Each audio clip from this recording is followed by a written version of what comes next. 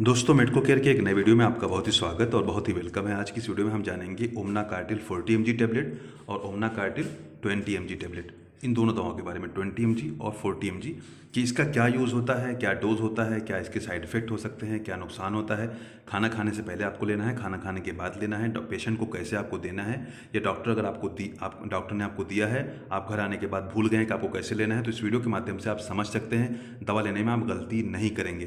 तो लेकिन एक चीज़ मैं पहले क्लियर कर दूं कि किसी भी दवा का इस्तेमाल अगर आप डॉक्टर नहीं है तो डॉक्टर से कंसल्टेशन के बाद ही करें, जो भी आपका लोकल डॉक्टर है उससे कंसल्टेशन के बाद ही करें।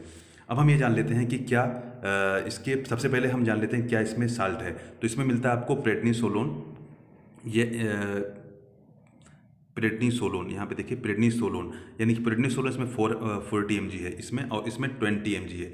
इसका अगर 2 टैबलेट देंगे तो इसका एक ही टैबलेट वहाँ पे काफ़ी हो जाएगा। ये 2 टैबलेट और ये 1 टैबलेट, ये 40 और 20 में फ़र्क है। अब हम ये जान लेते हैं कि क्या यूजेज है। तो किसी भी इन्फ्लामेटरी कंडीशन, कोई भी बॉडी के अंदर सूजन है, कोई भी परेशानी है, जोड़ों में दर्द है, किसी को सांस फूल रही है, अस्थमा की कंडीशन है, इसी तरीके से स्किन में किसी को एलर्जी है, किसी को कोई दवा का कोई साइड इफेक्ट हो गया, ऐसी कंडीशन में भी डॉक्टर्स देते हैं कभी कभी। और बहुत ज़्यादा दर्द, बहुत ज़्यादा पेन है, उसमें भी डॉक्टर्स कभी कभी देते हैं सूजन को कम करने के लिए, और एक तरीके से इम्यूनोसप्रेसेंट के तौर पर भी इसका इस्तेमाल होता है। तो ये इसके इस्तेमाल हो गए, इसके बहुत सारे इस्तेमाल हैं। हर डॉक्टर तकरीबन अपनी दवा में आजकल ये दवा ज़रूर देता है साथ में। अब हम इन्हें यूज़ जान लिया, अब हम इसके डोज के बारे में समझते हैं कि डोज इसका कैसे देना है, फिर हम इसके साइड इफेक्ट के बारे में जानेंगे, और खाना खाने से पहले आपको लेना है या खाना खाने के बाद देना है ये भी हम जानेंगे। तो डोज की अगर हम बात कर लें तो 1 mg पर केजी पर डे के हिसाब से ये दवा चलती है। 1 mg पर केजी पर डे। अब मान लीजिए किसी भी पेशेंट का वज़न 50 किलो है, 50 kg किसी पेशेंट का वज़न है, तो उसमें आपको 40 mg का टैबलेट एक देना है, यानी ये उसका डोज हो जाएगा 40 mg। अब इसको आप चाहें तो एक बार में दे दें, एक ही बार में उसको सुबह दे दें या शाम में दे दें, और चाहे तो आप डिवाइड करके ये 20 mg का टैबलेट एक सुबह और एक शाम में दे दें। ये देने का तरीका होता है। अगर किसी का वजन बहुत ज़्यादा है तो उसमें 3 टाइम इस टैबलेट को भी किया जा सकता है। ये इसके देने का सही तरीका होता है। अब हम ये जान लेते हैं कि इसका साइड इफेक्ट क्या हो सकता है। तो साइड इफेक्ट में किसी को अगर लंबे टाइम तक ये दवा चलती है तो उसको डायबिटीज़ मेलाइटस हो सकता है, शुगर बढ़ सकती है, किसी को हाइपरटेंशन हो सकता है।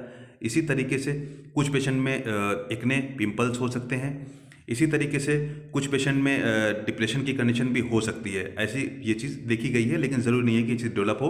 बहुत ज़्यादा अगर आप इस्तेमाल करेंगे, ज़्यादा डोज में इस्तेमाल करेंगे, तब ये कंडीशन डेवलप हो सकती है। अब हम ये जान लेते हैं कि इसको खाना कैसे, खाना खाने से पहले या खाना खाने के बाद। तो इसको आमतौर से आफ्टर मील यानी खाना खाने के बाद ही लिया जाता है।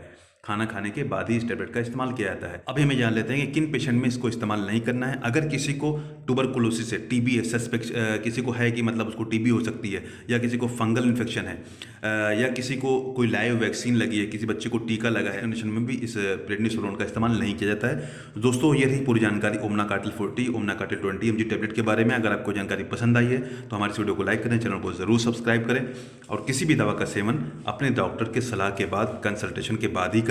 उसकी मर्जी के बगैर आप किसी भी दवा का इस्तेमाल ना करें। Thanks a lot, thanks for watching this video.